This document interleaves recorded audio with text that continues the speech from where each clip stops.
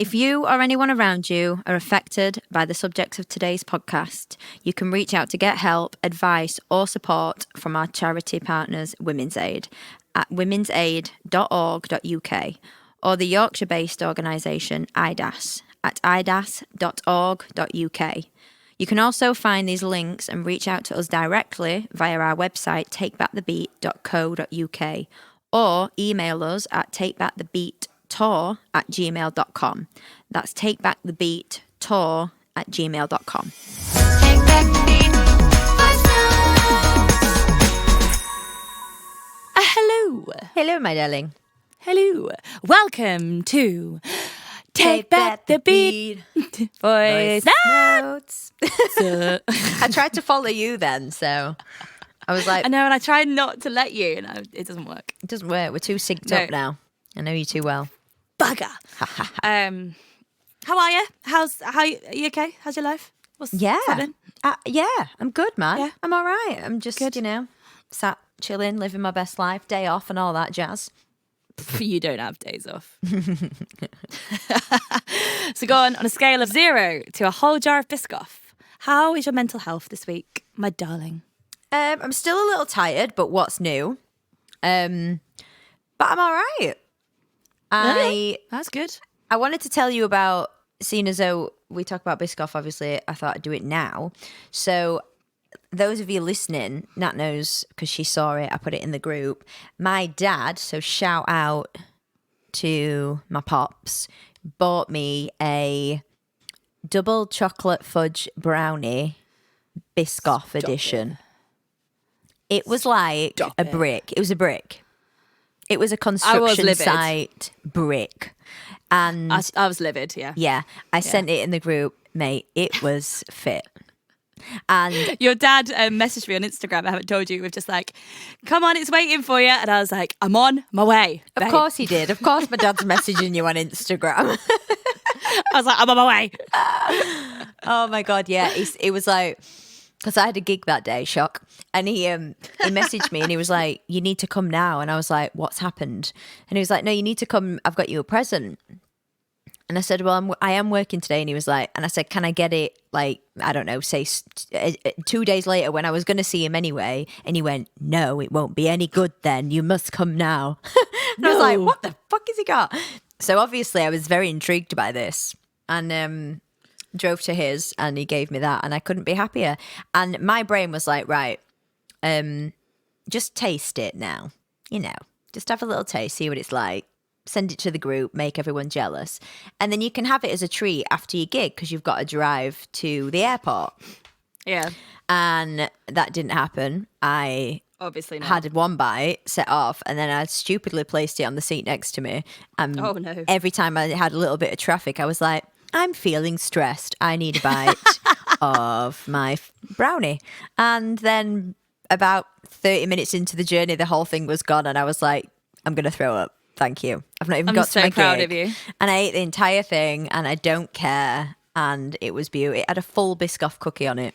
It looked so. I might even post it on our social media. Just you know so what? guys We're going to post it. We're going to post it because it just was deserves a round of applause. So yeah, fuck the jar when you've got a brownie. Do you know what I mean? That's a quote. Put that on a t-shirt. Yeah, my dad stepped up the Biscoff game. We don't need the jar anymore. Just eat an entire brownie.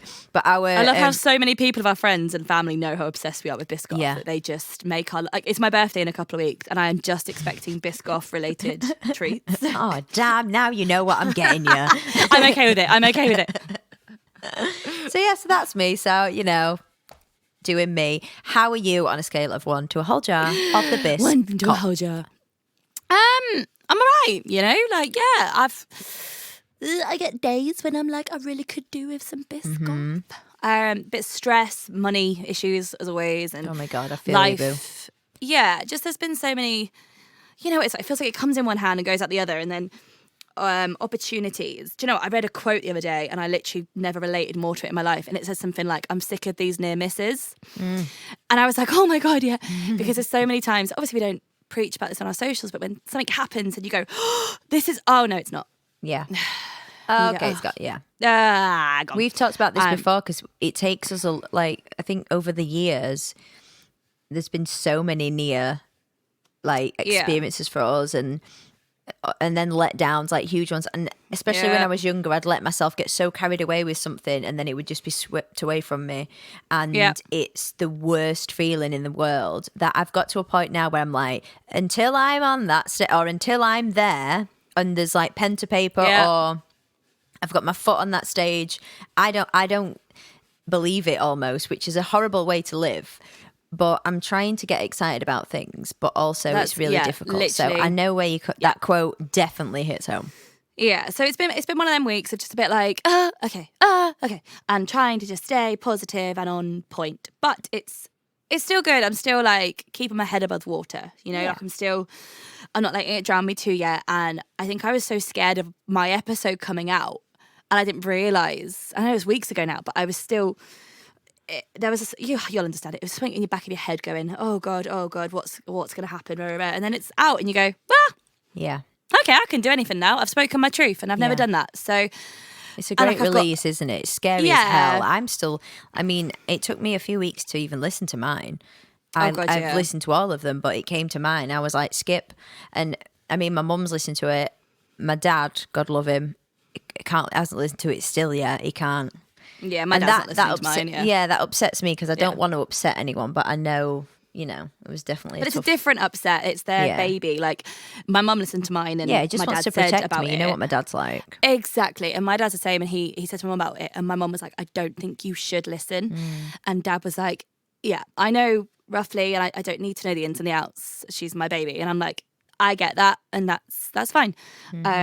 He supports me, so it's a hard listen. Like a lot of my friends have been like, I need to be in a good place, or I just can't. Like I love you too much to hear that, and I'm like, I get it.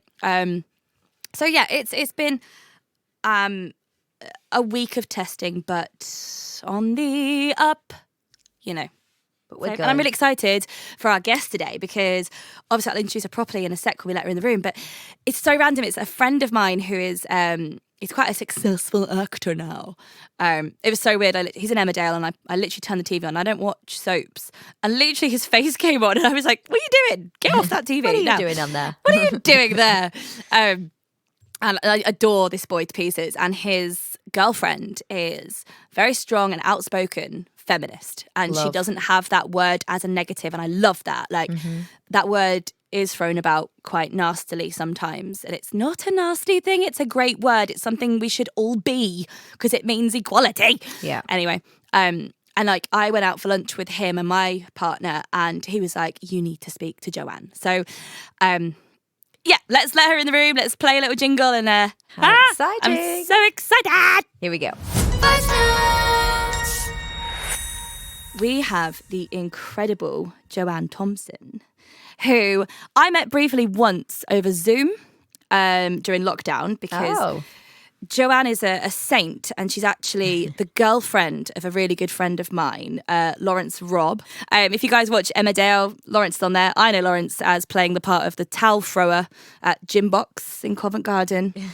That's he just used to make my Sunday shifts a lot more fun. So, yes. But you may know Joanne because she is an insane actress, part of Outlander. Woo! What I mean, that's just literally when I told my partner, I was like, "Oh my god, like Lawrence's girlfriend's an Outlander." We were like, "Okay, well, I need to not fangirl because that's just really awkward." But that's amazing. So yes, Joanne, hey, how are you? Hello. I'm good. Thank you so much for having me on. Thank you for being part of it. Yes, it's amazing. How's everything been going, Outlander wise? Yeah, fine. So the career-wise, Jesus, I mean, what was to say? Outlander's good. Just the last episode of season 6 just aired, so we're in for another Droughtlander, as the fans call it. Great. But yeah, so I'm a new character on this season. This is my 4th time auditioning for this show, though. Wow. And yeah, career-wise, I mean, great. But in the interest of transparency, just got got cut from a huge film that was due to do this week. Just had a terrible audition right before this recording. Oh, no. So like, yeah, I'm just being upfront and honest. No, that's because what we're here for here. yeah, Oh. just well, Yes. yeah. I mean, you're amazing to us, so that's absolutely You're amazing great to have you me. here. This is why I do this. I'm like, yeah, I just hang out with people that like think I'm cool, and you're cool, and yeah. I love this. Yeah. I love this. But like the main reason, so I went out for lunch with Lawrence a few weeks ago, and I'd seen you posted something on Instagram, and I instantly was like, Lawrence, before we catch up, because love you dearly, but this is more important. I was like, your girlfriend has just put the most amazing article up that you screenshotted and put on Instagram, and I showed it to Farah, and I was like, oh my God, I know her. I was like, I need to speak to her about this. So I kind of wanted to talk to you, like, why you posted that and what it means to you and what kind of about this. If you haven't seen it, go on Joanne's Instagram, and it says 5 steps you can take if you're asked to work with an abuser. So feel free to just tell us a bit about it, a bit about why you feel this passion towards the subject. So this article was like a bit of I also wrote a sister article that was like titled "What to Do 5 Steps You Can Take If You've Been Abused and Want to Repair Some Damage," because like my main point is like all of this stuff has fallen to the survivors to fix, and we ain't got the energy because it's just, I mean, the whole thing's just an absolute triggering. So on my website, joannethomson.co.uk, so if anyone wants to check it out, please do. But I just thought, well, I've got some practical steps that I've taken to kind of make it slightly less painful, and things that I've learned through trial and error that I didn't know were available, or I didn't realise I could do or ask for. And I think I've reached a really pivotal point in my career, which I think a lot of people get to, where I do place this stuff above jobs now. Like I'm like, I will risk a job, or I will risk, and you know, thankfully I'm a good little saver. I'm good with my money that I'm in sort of like, I put it all in high investment bonds or whatever, I don't even know. But I'm like anything that's like, you know, so I'm now kind of in a position where, you know, and I feel very fortunate to be able to do that. You know, I'm not in a position where I can kind of pick and, you know, I'm not in a point in my career where I can really afford to lose those jobs, but I am in a point in my career where I can make a stand or try and help some other people on the way. Like, so that's kind of, it came out of that. And I can talk about kind of like what I'd, you know, discovered through that. But basically, you know, I've had to work with, we can go into more detail, but I've had to work with actors who have, you know, very seriously sexually assaulted good friends of mine. And then, you know, being asked to be in a room with them for months on end, sometimes playing their love interest, knowing what they've done, and me being a survivor as well. It's like two of the, I mean, you know, you make what you can of them. And then I think there was like 3 or 4 years in between even those two jobs, and the things that I'd learned and the vocabulary that I'd developed and the understanding of the nuances of everything that's around it, developed even within the time between working with those two people. So I was in a bit of a better position. But even at that, like, you know, I'm maturer now, and I've been in abusive relationships and been sexually assaulted and things like mainly out with the industry, actually, for the most part. But you do carry all of that with you into the industry. And then I've just finished like maybe like a few months ago, an investigation with a TV network that like I had to report someone that and it took me two years to work up the courage to do that, because it was just, they were like really famous. And I'm like not. So yeah, that was really hard. That's a summary, but I can go into detail of like, I mean, obviously not too much detail, but I can like, what you're allowed to say. Very much, as much detail. Yeah, I'm not going to name. I'll never name any names, but or any specifics that could lead you to who they are. But you know, it obviously doesn't sit well with any of us that we are It's this weird thing, isn't it? Where it's like like people, casting directors and directors or whatever are very quick to, and in your case, bookers or whatever are very quick to be like, let's not work with him again, or let's not work with her again because, can I swear? Oh, yeah. Of course you can. Let's not work with them because we're a bit of an asshole. Like, so usually, that's enough to just, you make your own choices in a freelance career about who you do and don't take on board your company or your work or whatever, who you choose to work with. But there's something about this that because what they have done is illegal, then all of a sudden it's like we can't possibly, at the very least they're an arsehole. At the very least they'll be not a good person to be around. Like, and we make decisions based on that. So, when like lots and lots of women and girls have come forward about like one person, it's like it just, well, there is no smoke without a fire, I would say, but there's definitely fire here. It's like it's not just smoke, there's actual like fire and we've got the receipts to prove that there's fire.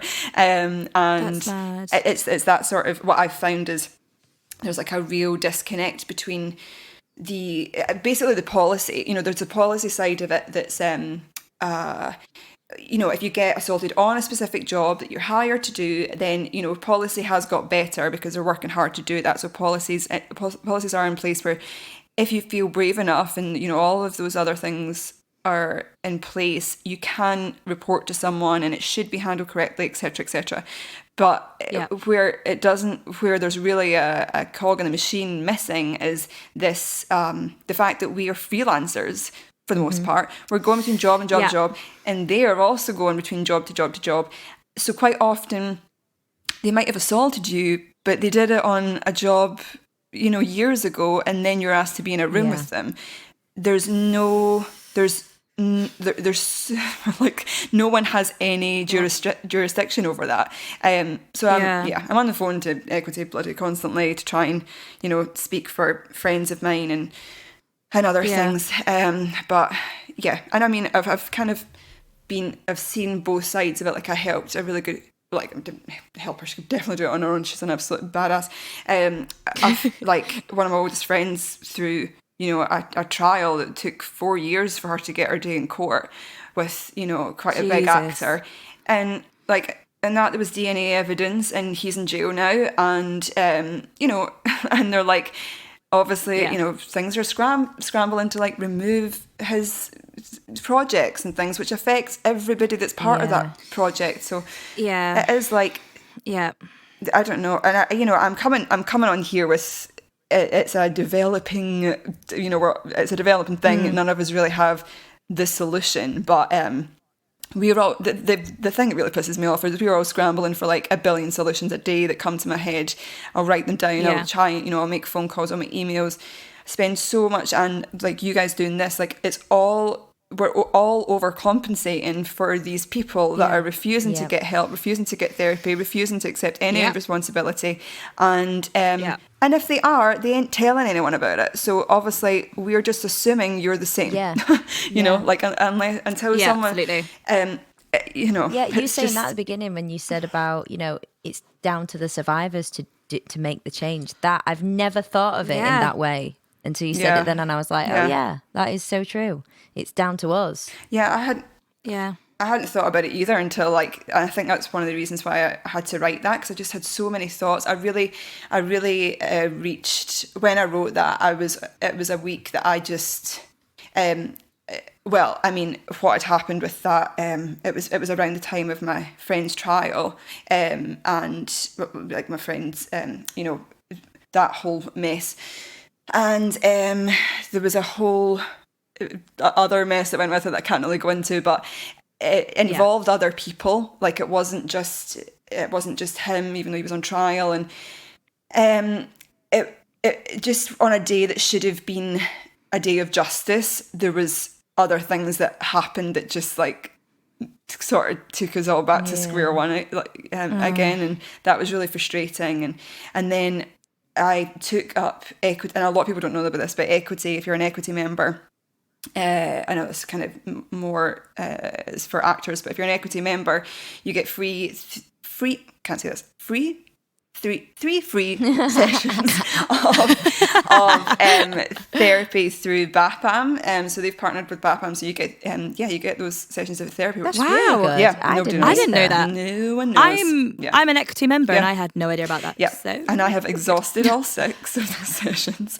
babe, yeah. And then actually through the TV network that I was reporting someone through, I asked them to provide therapy as well, like 6 sessions on that. So yeah, I managed to get like 12 sessions of therapy without having to pay any money, which is good because really it shouldn't be us paying it. It's the people that did it to us. It should be Yeah. But that's another question for another time. If you don't mind me asking, so what was it that you needed the therapy for? Or is it different things or is it particular? Yeah, so the one that I'd gone through the TV network for, that was an experience on something that it wasn't. It was a really grey area because it wasn't, or I assumed it was a grey area. It happened at the screening of a TV show.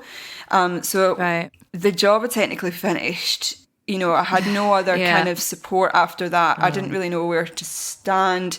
It was so, I cannot describe to you how grim it was. Like, it was just the most blatant. It was someone that was living under a rock during the Me Too movement. Like, it was, it just, I mean, the Me Too movement has been happening from the beginning of time. So, I mean, like, you know, during like the Weinstein, you know, when things shifted as we thought. When it hit its height. Yeah. It was just so blatant. Oh, yeah, it was absolutely grim. And one of the things that I would recommend anyone to do, that anytime this stuff happens, and this was more recent than the other incidents, so I was able to kind of I got down my thoughts like the morning after it happened. I wrote down everything that happened, everything that was said, everything that was done physically, and I sent it in an email to my agent, and I just said, look, I don't want to do anything with this right now, but I'm putting a timestamp on this and putting this as a statement so that you can see it. And, you know, they offered to kind of take it further. And at that time I was just like, I don't know, there might be a second season of the show. Like, and ultimately, you know, this person's going to get cast before me, you know, and I'm really at a position where they might say, no, I don't like working with her. So let's just not, if I made a fuss. So it's just, and I'm, you know, I really, I would need that break, you know, if that got another season. Of course, yeah. So, That's mad. But I had that email, which meant that, and then it was Sarah Everard that it was that feeling of that man, and all of the previous reports that had come through that helped paint a picture of who he was as a person. And I thought if that person in that shop had not reported that he exposed himself, this would be a much harder trial for her. Like, it would be, you know, 100%. And I thought I need to say something, because the way this was done was with such blatancy and such disregard for me as a human being, like a frightening amount, that I was like, there's no way in hell that he has not done that before. Like, and probably would do it again. But, you know, that way where you can just tell they it's know like, what they're doing. This is so removed from all. You know, and it was with the execs were there, other people were present, and he knew that I could not speak. Like, it was a horrible experience, and then there was something said to me, like, on my own, but for a lot of it, there was, like, witnesses, some of which, and I enlisted the help of them later on, and they, you know, very rightly so, you know, backed me up. But, having that email was really, really helpful. So I'd encourage anyone, anything you do, just have it down, have a paper trail, because you never know when any of this stuff's going to come out. And it really helped, because I wouldn't have been able to remember, you know, that way when you you do dissociate, like you completely dissociate, and you're like, if something that couldn't possibly, you start questioning yourself, you know, and you're like, did I hear that? Like, totally, and and it was an actor I've admired since I was a kid. Shit. Like, so it was just like, oh, that's upsetting. It was grim. It was really grim. So that was really helpful. And then, you know, it was handled so well with, you know, the HR department, but luckily that was somewhere that had an HR department. Most places don't, or they Yeah, a have lot to of places outsource don't, them. And that for me, I think, is what's the missing link. Is like, although I have been speaking to Equity, and they have said that there's things in the works that hopefully will go ahead with, like the Time's Up movement and stuff, where, because most other industries have an independent kind of organisation that does these things, where it's not the police, it's not Equity because they're a union, they've got to be kind of impartial. It's something else that's like our own court of like investigation, because ultimately these things are sackable. That's what I was told. What this person did was a sackable offence, so in their opinion it absolutely should be a non-rehirable offence, and that is what they deemed it. But obviously without it's not something that I would go to the police about necessarily. I mean, I could have, but like knowing I've gone to the police before with things, and it's difficult. I don't think any of us have got a lot of confidence, especially when they're out. Also, they don't have the best. They turn into abusers too. Exactly. Sometimes. Yeah, I saw that. That you'd shared stuff about that. It's just, it is like the ultimate abuse of power. Like, and it's, do you know what's really, even you just saying it, it's like, something happened to you that was not right, and it's not right, and you go, well, my career, I'm not in that place yet, and I'll get known as that girl. I'll get known as the one that's causing trouble. And I had it years and years and years ago. It's kind of one of the reasons that led me to leave musical theatre was I had an incident with a casting director, and when I brought it up to my agent, I was very much told they wouldn't support me, and that I would just be known as that girl, and you'll be spoken about as that happening. And I shut my mouth, I said nothing, and I didn't get seen for 6 months for anything. And I heard later that because rumours had gone around. And I was like, wow, okay. And then the next audition I got was with this person. And I didn't go. I was like, I can't be in that room because I'm terrified. But I've spoken to people since who, as soon as I say like what happened, they go, oh yeah, I know who that is. Oh yeah, that happened to me, or that happened to so-and-so, but still working. Yeah. And you go, this is, because it's not on our side, especially this industry. It's not on this side. It's very difficult to get your break. They have the power still, unfortunately. Theatre, TV. They have the power, and it's, they control that, and it shouldn't be the case. No. You shouldn't be going to therapy. You shouldn't have to. You shouldn't have to have been put in that situation. Like, that's just crazy. And like you said earlier, why should the survivors have to deal with the aftermath? Well, do you know, like, why? It's interesting though, because maybe it's a really like, rose-tinted glasses way of looking at it, because in my, in all three of our heads, I imagine we are like, well, surely, if you've done something like that, and, we all learn, you'd be scrambling to fix, like, but then that's because that's our I just can't put my brain in the brain of someone that is capable of that, because clearly if you're capable of that, the whatever little chemical that gives you remorse in any way, it just ain't there. Or I don't know what this is. I'm not a psychologist, but like, also, just FYI, the free equity therapy is also available for abusers too, and I would encourage them to go to. I mean, well, yeah, wow. Well, of course it is. It's therapy is available for everyone, and abusers need it more than us. And unfortunately, the situation that we're in right now is that, and what I've been up against with Equity and other organisations, is that they're like, this isn't our jurisdiction. We can't. We're very limited in what we can actually do to help here, because legal stuff comes into it. It's totally understandable. I get it.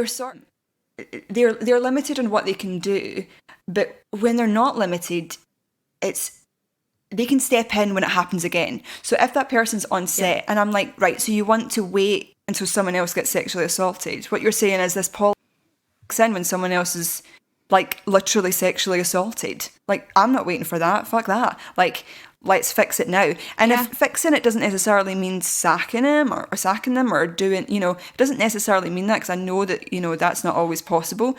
And it's just not maybe the right move either. Like, on the outside, that seems like the right move, but it might not be the right move. it might do more Getting them damage help. than good, but getting them help and getting every single Yeah, person in that room 100%. help, because there are like people in this industry that are absolutely known abusers, and people, Yeah. you know, we've all got, we're not keeping a list that could be found, we're keeping a mental list of people that Yeah, we know. absolutely will not work with, or if we will work with them, we'll make sure we've got a good support network around us and therapists and all the other, you know, like, Yeah, 100%. so It's really interesting. Like you literally your article that you'd posted, me and my partner were talking about it, and I was like, what would you do if you rocked up to a set or theatre or whatever and you knew that person? And he was like, nah, bye. He was like, I couldn't. He's like, knowing what you've been through, especially, like, I couldn't do it. I'd have to leave, and I would make a thing about it. He's like, I'm not I don't have a big name or anything, but I could not do it. And I was like, yes, like that's the attitude. It is being like, what they are. You said we have a mental list, and I hate that, but we've had people on this podcast who speak to us and they go, oh, this happened, and everyone knows who it is. yeah, that's when it's really worrying, when it's like, Yeah. there are people in the industry that are still working today, specifically in Scotland, because it's such a small place that, you know, you mentioned two words and they know exactly who you're talking about. So that's not a good sign. And why would anyone want them on their cast list or on their set? Like, why? 100%. Because everybody feels uncomfortable, and genuinely, you know, it's only out of the fucking goodness of our hearts that we are not going to, you know, that there's people that have wives and children that I don't believe deserve what I could talk about. You know, I don't believe they deserve that. 100%. But ultimately, it is absolutely out of the goodness of our hearts that we are not, you know, everybody's sitting on a fucking gold mine to the press. I have had press contact me left and right, wanting me to talk about this stuff. Of course. And and I've had people name those, like, so I mean, I personally, I mean, each to their own, I would understand absolutely every possible way, because it's just like anytime something goes to the press, anytime there's a group of people that get together and take something to press, believe me, that is the absolute last case scenario. That's only happened because absolutely everything else has not happened. And, you know, you can argue like blind about the right way to do that or the wrong way to do it, but ultimately it's just people trying to make things safer for others. It's not looking great. And there's this stream of existing examples of when there's a very specific case I don't really know if I can speak about, but there's an actor working that I know was suspended. In fact, there's multiple actors that have been suspended for drama school that I know of that are working, and they were suspended from drama school because of their behaviour, because in one case, you know, 25 women and girls came forward.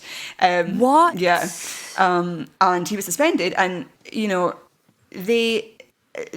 I know these survivors, and ultimately, you know, for various different reasons, and because they were advised not to, you know, might not have gone to the police. And of course, in our world, that is the punishment. That is the jail. Being suspended from drama school, and you know, obviously that adversely affecting your career is that, you know, that's a punishment. And, you know, at 16 or 17 or 18 or 19, you know, when you're much younger, you're like, I don't really know what just happened to me, but this feels like a just punishment.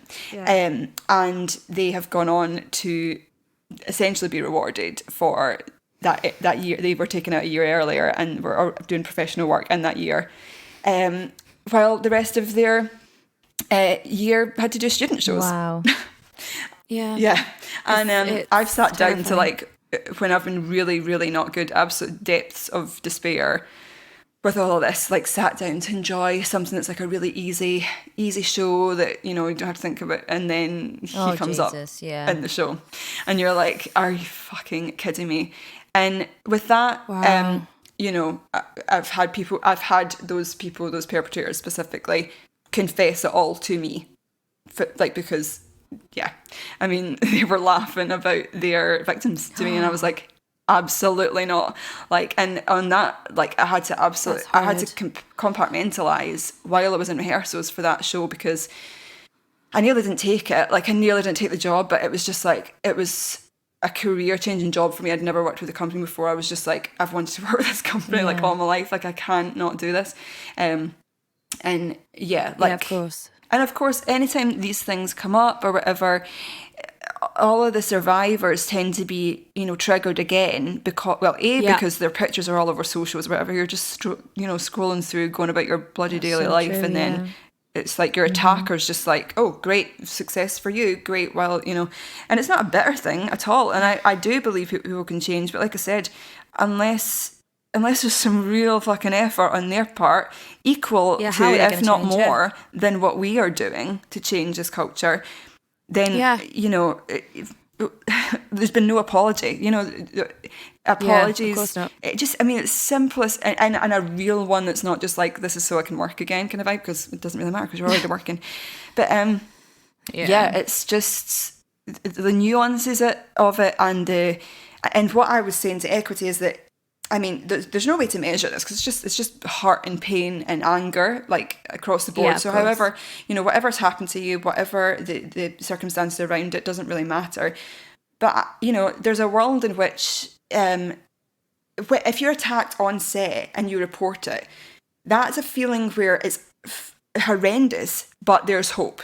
Because they attacked you yesterday, you get to report it today, and you hope that something's going to happen. But then being on a job with someone that attacked you 6 years ago and has been rewarded ever since, like, what's worse? When the trauma plus the lack of hope, I think, is like the real kicker. That's like the thing that just God, that's horrific. So the incident you mentioned with you and the reason you're getting a bit of help, like, is anything come from that? Like, has you say like the company were amazing, but has anything come from it, or is it still kind of going on? No, it's resolved now. It's been resolved. Okay. Yeah. And it was resolved brilliantly. And great. Yeah, I can't really say what the resolving was, but it's good. Okay. Yeah. And you feel supported, and you feel I could not have felt more supported. But yeah, that's an Brilliant. HR manager that's been working in HR for decades, and Brilliant. It's not the first time that they've had to do this, and they did it really, really well, because I think they really admired like, when I went in for the meeting, they were like, we had this happen to us countless times when we were starting out in the industry and starting out in like this company or whatever, and we didn't have the bravery that you've had to come for. And it's weird saying bravery, but it is fucking brave. Like, it takes fucking balls, mate. Yeah. Good for you. So did you say you knew some people as well, and friends or people that you just work with that have had the same sort of things happen, but they just either don't want to come forward, and sometimes we were saying this, I dropped the charges against my abuser because I didn't have the strength anymore. And I'm not ashamed of that. I wasn't in the best place, and I didn't have the strength because I knew how long it was going to take. And I couldn't do it.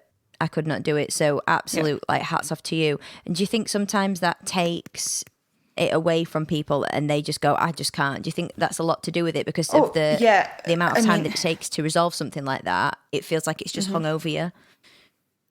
Yeah, completely. Yeah. I mean, for instance, there's an ongoing thing that I'm trying to help on, accountability sessions and work with survivors and just talking about what they need. That's where I'm sort of removed from the situation. I've had to work with the person, I know the person, I would have considered them a friend, like the person that did it, and then obviously not anymore. But like, they're listening to what they need, and it all having to come from them as it should, is like really, really important. But at the same time, it can be frustrating because everybody is even like the survivors of one specific person are all at different stages in that journey. Yeah. So like, we've had things stall because someone's just really can't mentally take it like that week or whatever, and has had to like kind of go AWOL or whatever, which is completely understandable.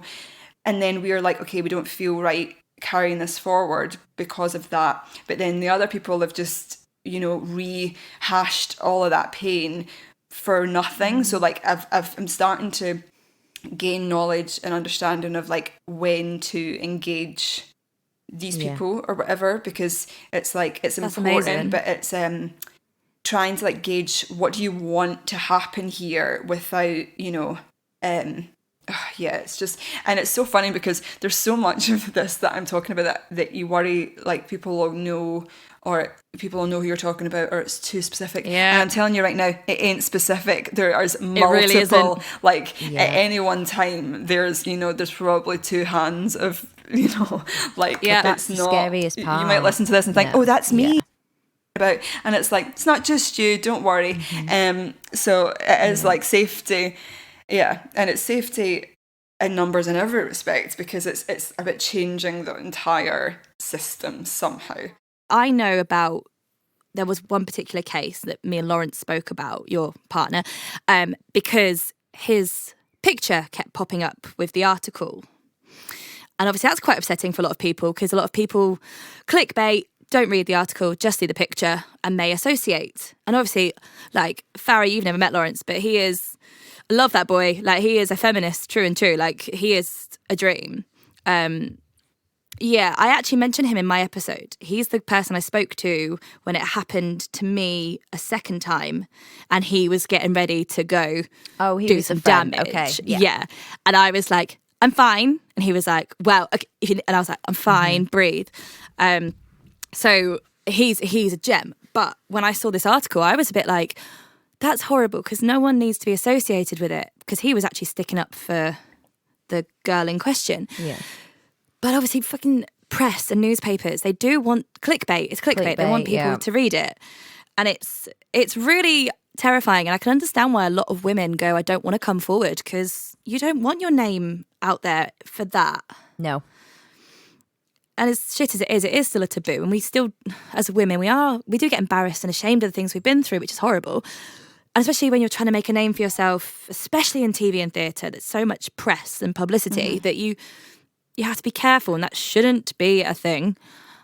But it is. So it's amazing that you have come forward and your emotions, and you're doing something about it. Like, freaking good for you, babe. Like, I mean, but it's not like I mean, thank you. It's a weird thing to take a compliment for, but thank you. And I think, like, I have been, I've been guilty of when I understood things a little less, and that different people reacted to different things. Like, I've lost like a really great person as a friend, because I didn't realize that I've learned since that was how she had to deal with it, and I was getting, in fact, I mean, it was off the back of something that I'm about to talk about, but like I was really not okay, and I really let that my frustration, like thinking, but if we all just like rally together, and people shouldn't be turning their backs on me, because I need women around me now. Like, and I can remember being like angry and irate, and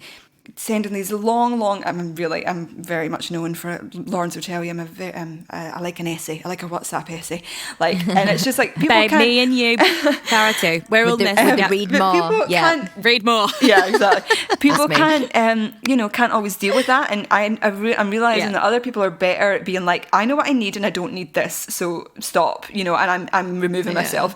I didn't know that was a thing that you could do, was to remove yourself from a situation or a friendship or whatever, because I'm such a I have been in the past, and can still be a massive people pleaser. So like, and I've lost people because I've thought, this is, everyone has to be, action now, like now, let's fix it now. And not everybody can do that. And, people are worried about different things. And so that's like a massive regret of mine that happened. But like, I think a little bit more empathy all round, that everybody deals with it differently. Which is something I didn't really at the time realise, or the harm that I was doing, trying to fix it quickly. So I'll talk a little bit about this specific situation, if that's all right, because it is a very, again, like, nuanced mess. But right after the Weinstein story broke, a paper approached me randomly, which I think I'd done like one TV thing. I'd done a lot of theatre, like, definitely was, I mean, I'm still not really, but like, I wasn't, it was just weird. I was like, why? Like, why are you contacting me? And apparently someone had recommended that they get in touch with me, because I'd obviously been starting to kind of, even before, Weinstein came out, I've been starting to speak about this stuff or understand things or investigate things or figure out what the hell, why is it the way it is. And so I spoke to this man, and initially I was obviously hesitant, but I was like, oh my God, like I thought, shit, someone's asked me to speak about this. Someone's asked me to do this thing and speak about this thing that, you know, I have a better understanding than this guy does. So let me, you know, work really hard. I'll arrange it. But I was like, if I don't do it this week, this will no longer be a story. Everyone will have forgotten next week that Weinstein even existed. Like, let's just, like, I need to do it now.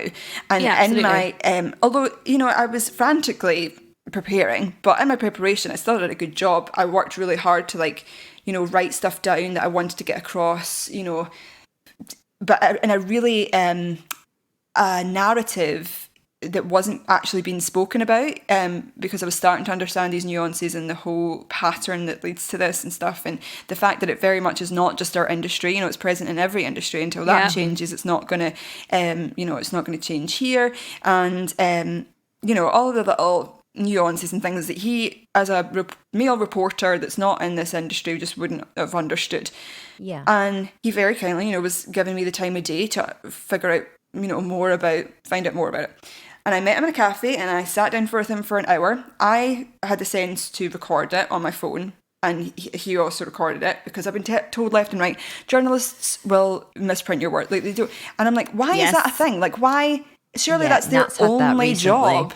Oh, yeah. Okay, we'll need to have a drink about this, because it's just like, it's they will misprint your words. And I'm like, why is that just an acceptable thing? Like, why is that an acceptable thing that everyone left and right was warning me about? So I recorded it all, sat down with him an hour, and I was really pleased with what I'd managed to get across. And I could sense that, and you know, he was talking about these young starlets and stuff, and I was like, no, it's not really, you know, he was just sort of, the way he was speaking was like, you know, infantilizing it a bit, and it was a bit weird. But I got, you know, I was strong, and I got back to the topic in hand, and I got back to that nuanced sort of, you know, thing underneath it all. And then we walked across the street to a hotel here. That sounds like it's going to get really bad, but it wasn't bad. Just like to the foyer, and I got a picture. There was like a photo shoot or whatever. And he called me the next day to say that the thing had all been approved, and it was going to now be a double-page spread with a headline on the front page of this paper. And I was like, wow, okay. And he was like, so I'm just giving you approval of the headline on the front page. And I was like, okay, that's good of you. Okay, that's good.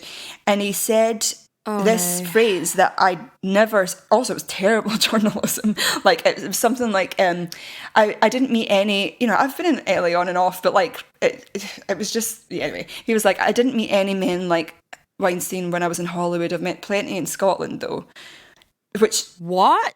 I never said that. A, I never said that, and B, it was more because the casting couch culture, which is what you wanted to interview me on, is it's very present, right? It's present, but it's not. Oh God, yeah. It's, you know, there's in Hollywood, you know, he was able to hire, you know, people to squash those stories and stuff, and like.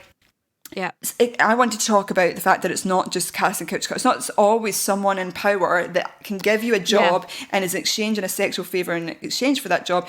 It can be all of these other things. It can be people on your level that then move up that assaulted you when you were down here. Like, it's across the full network. 100%. And so I was a bit taken aback when he, you know, quoted me that, because I was like, well, I didn't say that. And he was like, well, I know you didn't say exactly that, but you know. And I was like, right, okay. And I remember I gave him permission to use that, because I thought, well, maybe that's just how it works. Maybe, you know, I understand that headline would be like, oh, who did she meet in Scotland? I'll pick up this paper and I'll read it. And ultimately I was like, at the end of the day, I want people to read it. You know, I want you know, I want your regular Joe to, you know, hear nuance about a subject that maybe hasn't usually. And I got it on this Sunday. I was on a train down to London, because I had 5 editions that week, right? I don't think I've ever had that many editions in 1 week in a life. Good God. I know. It was like, I don't know, just things kicked off. Good for you. So I was learning all these lines, really stressed, and I was like, I'm getting on this train, and in Glasgow Central Station, I got the paper at like W. Smith or something, and I sat on the train to look at it, right? And I could see my headshot on this front page, opened the double page spread, and I I just collapsed. Like I was just like, I'm not kidding. There was 5 words that I had said.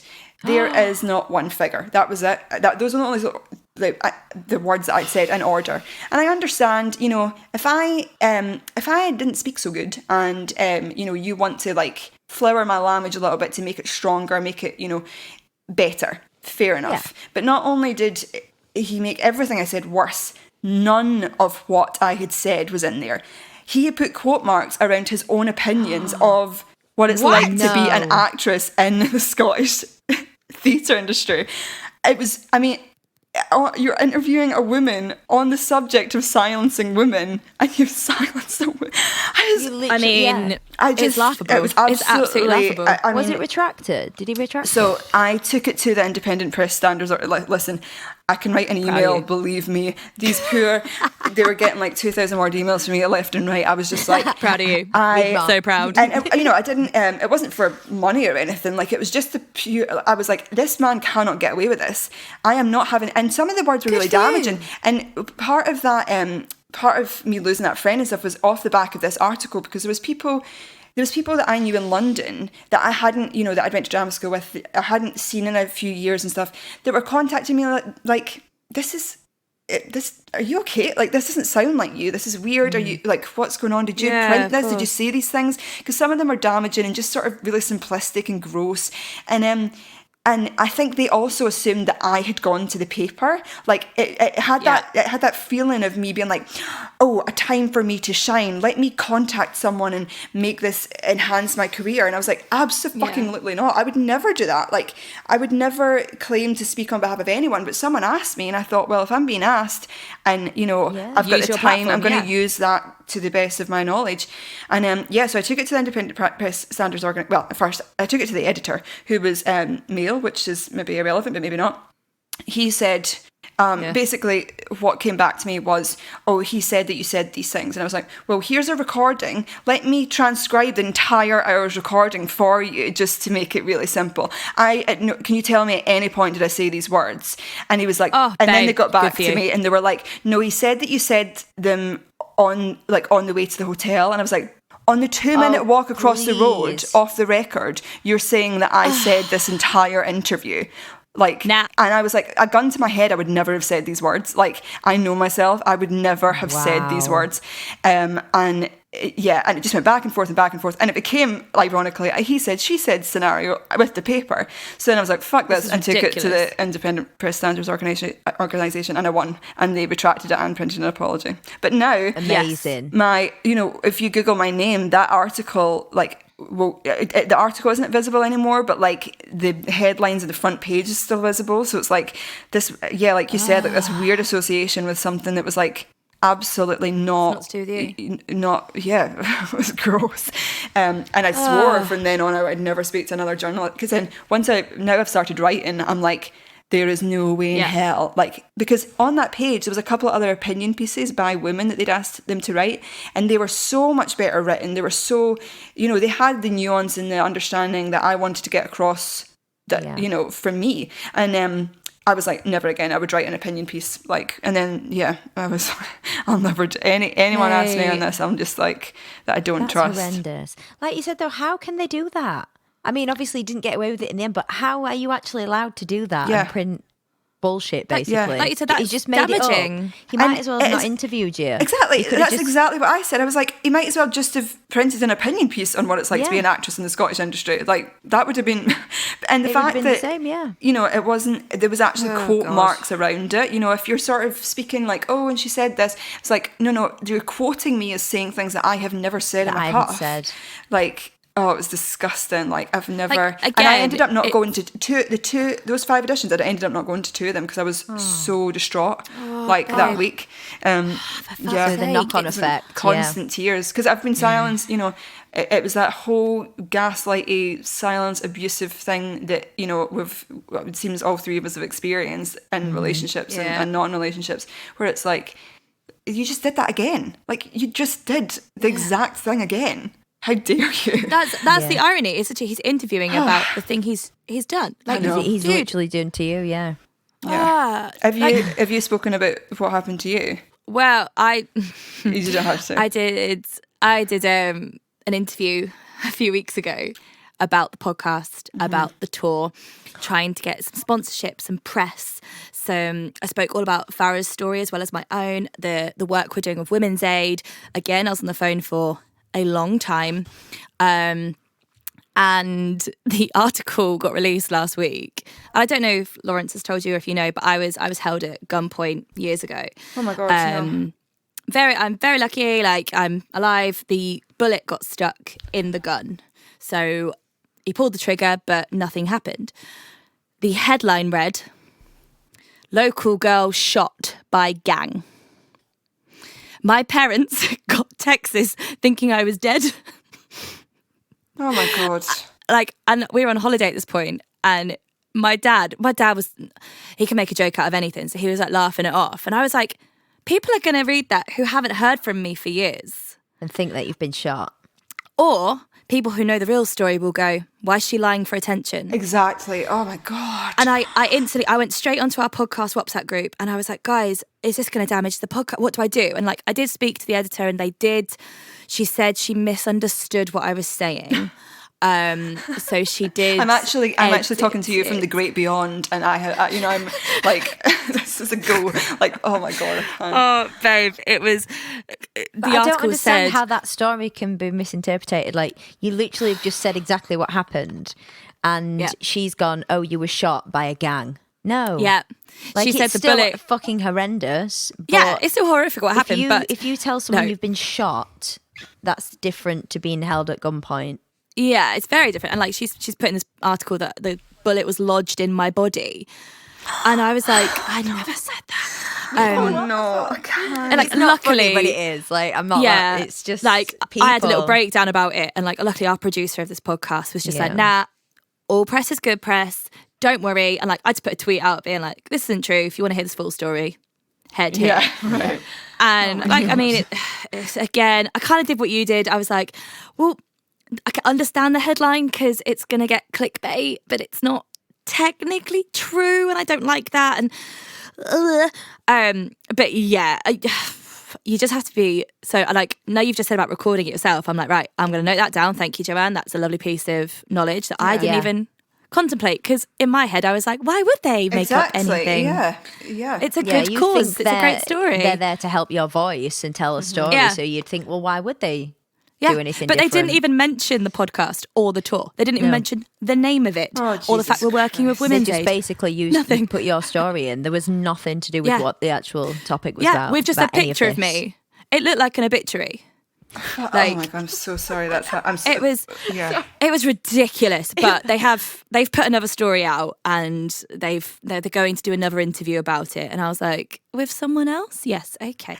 And again, it's a bit more careful. It's the irony of like women talking about the violence that's happened against them is like a really touchy subject, and the reason we don't like to talk about it is because we're worried that it will get misconstrued. Absolutely. 100%. Like, oh my God. Yeah. When you told me that while you were away, I honestly thought you were like taking the piss. I thought, no, that can't be so far from what you said. And you were like, no, this is it. This is what she's done. I literally sent this thing and I was like, babe, what do I do? And like, I had a little breakdown. Obviously, Farah got really annoyed for me because she was like, that's triggering. And it was really triggering for me. And for my family, like, they were just like, oh, why are we getting people contact us? And I was like, okay, let's get this changed. But it's so hard because I actually remember that story about you coming out. Really? Yeah, I was in Scotland when this came out, and I remember reading it. Whoa, that's weird. That's scary to me because I'm like, you've formed an opinion. I mean, I guess if you don't know me, well, I don't know. What did you think about it? Do you remember? To be honest, I remember reading it and being like, I don't really understand what this is about because you're not talking about Harvey. Yeah, it was like a terrible journalism. Like, I mean, it was grim. Like, I remember reading it, and I remember because you just started talking it. I was like, I've read that article. Yeah. And I remember being like, I don't really understand what this is about. Gonna move on from this. Yeah. So like, to anyone else, it doesn't know me. Though, well, I know, but it's like, it looks It like was bad I'm coming to a paper with a half-formed idea and like jumping Yeah. off the back of like a hashtag. Genuinely, that's what it would appear to, and that's what it appeared to people. Yeah. That's even what it appeared to people that have known me for years. You know, that I would have hoped would have So thought shit. better of me. Like it appeared like that. And it's so this is why I'm like, I think it's incredible what you guys are doing, because it's just like, you really do need to go to the source. Like, if journalism, if these people cannot be trusted to tell their stories, then fuck them. Like, we'll just cut out the middleman. Like, We'll do it Babe, ourselves. yes. Yeah. Joanne, you're an absolute queen. We've taken up so much of your day, but we love you so much. Thank you so much. Thank you so much. And thank you so much for what you're doing. What you're doing is so important. And I'm so like, yeah, I've really taken my hat off to you for getting the shit done and, you know, raising And money to for you, people that need babe. it. Yeah, and to you. I think You're we're making all, waves. We're all in this together. Voice notes. So that was the incredible Joanne. How amazing is she? She's a boss bitch. I love her. Yeah, love her. yeah. Like, please, guys, go onto her Instagram, go onto her website, read the articles she's written, because they are just. I mean, she's very, very clever and very clever with her words. Like, how she writes is really easy to read. Yeah. Which I love, because I can get distracted quite easily. But she literally, I read it and was like, oh yeah, wow, nail on the head, done. And I love. She's just such an advocate. Like, yes, queen. Like, it is so hard in our industry. You don't want to make a fuss. You don't want to be spoken about for anything other than loveliness. Yeah. So just, fucking good on her, you know what I mean?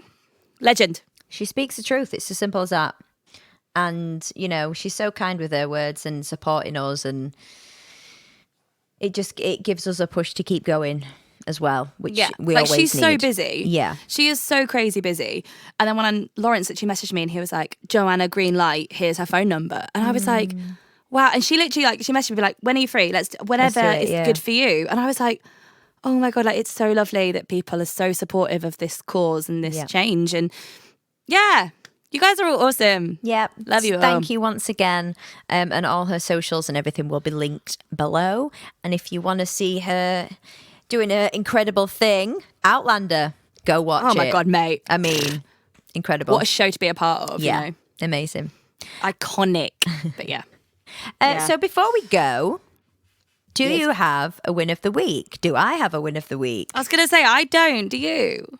I don't know. We were going to use the Biscoff because not only did Farah have this massive slab of Biscoff, I also had a Biscoff Easter egg.